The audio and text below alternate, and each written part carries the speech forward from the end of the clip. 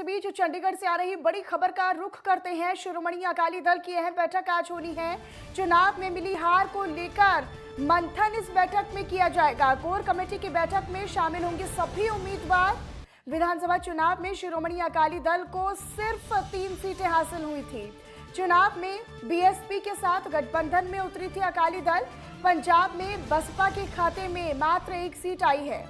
तो पंजाब में बसपा का प्रदर्शन बस इतना रहा कि उनके खाते में, बसपा पार्टी के खाते में बस 1 सीट आई है। तो शिरोमणि अकाली दल की आज अहम बैठक होने जा रही है और ये बैठक जो है वो कई मायनों में खास होगी। चुनाव में मिली हार को लेकर मंथन होगा, चर्चा की जाएगी। कोर कमेटी की बैठक में तमाम जो उम्मीदवार हैं, सभी उम्मीदवार जो यहाँ से उतारे गए वो शामिल होंगे।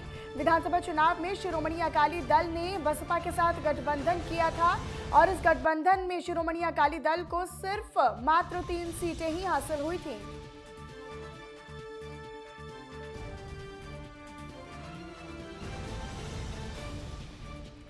तो अकाली दल की बैठक होनी है। इस बैठक से जुड़ी जानकारी हमें हमारी संवाददाता ईशा ठाकुर हमारे साथ जुड़ी हुई है, वही देंगी। ईशा, आप ही का रुख करते हैं। अकाली दल की आज बैठक होने जा रही है। इस बैठक को लेकर अभी क्या कुछ ताजा जानकारी आपके पास, क्या कुछ अपडेट? जी बिल्कुल, देखिए शिरोमणि अकाली दल की जो बैठक है दोपहर 2 बजे, जो उनका पार्टी कार्यालय है चंडीगढ़ में, मुख्य कार्यालय में दोपहर 2 बजे होगी। और इस बैठक में चुनावी जो हार मिली है शिरोमणि अकाली दल को, उसको लेकर मंथन किया जाएगा कि आखिरकार कमी कहाँ रह गई जो इस तरीके का खराब प्रदर्शन शिरोमणि अकाली दल का रहा। शिरोमणि अकाली दल की बात करें, पंजाब की सबसे पुरानी पार्टी है, पंथक पार्टी माना जाता है, सिखों से जुड़ी पार्टी माना जाता है। और जिस तरीके की इस वक्त शिरोमणि अकाली दल की स्थिति है, वैसे में जो सिख समुदाय से जुड़ी संस्था है, चाहे आप सिख गुरुद्वारा प्रबंधक कमेटी की बात कर लीजिए या अकाल तख्त के जत्थेदार ज्ञानी हरचरण जी की तरफ से जिस तरीके का बयान आया कि जिस तरीके से पंथक, क्योंकि पंथक पार्टी है शिरोमणि अकाली दल, और ऐसे में जिस कदर से खराब प्रदर्शन रहा, इससे हर कोई सिख जो है आहत है। सबसे पुरानी पार्टी है क्योंकि सिख कम्युनिटी के लोग रहते हैं पंजाब में, तो यही वजह है कि अब मंथन यहाँ पर किया जाएगा।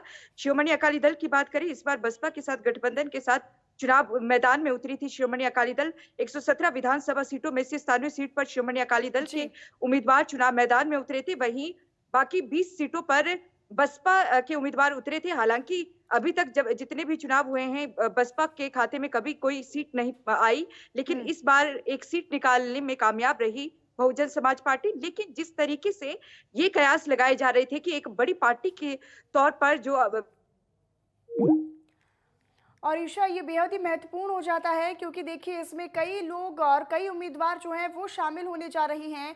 विधानसभा चुनाव में शिरोमणि अकाली दल को सिर्फ 3 सीटें मिली थी और चुनाव में बसपा के साथ गठबंधन किया। कहीं ना कहीं इसका खामियाजा शिरोमणि अकाली दल को मिला क्योंकि हर दल और शिरोमणि अकाली दल कोई नई पार्टी नहीं है, बहुत पुराने अरसे से पंजाब में चली आ रही एक बहुत बड़ी पार्टी है, बहुत पुरानी पार्टी है। लेकिन जिस तरीके से हार का सामना और शिकस्त का सामना यहाँ पर शिरोमणि अकाली दल को करना पड़ा, वो जाहिर तौर पर उसके बाद मंथन की बेहद जरूरत है, संवाद की जरूरत जरूरी है क्योंकि कहीं ना कहीं अब इस बात को लेकर चिंता जाहिर की जा सकती है कि कमी कहां पर रही, शिरोमणि अकाली दल ने खामियां कहां पर छोड़ी, कमियां कहां पर छोड़ी, उनको लेकर मंथन करना बेहद जरूरी है, संवाद करना बेहद जरूरी है। आपको बताते चले कि चुनाव में बसपा के साथ गठबंधन में अकाली दल उतरा था।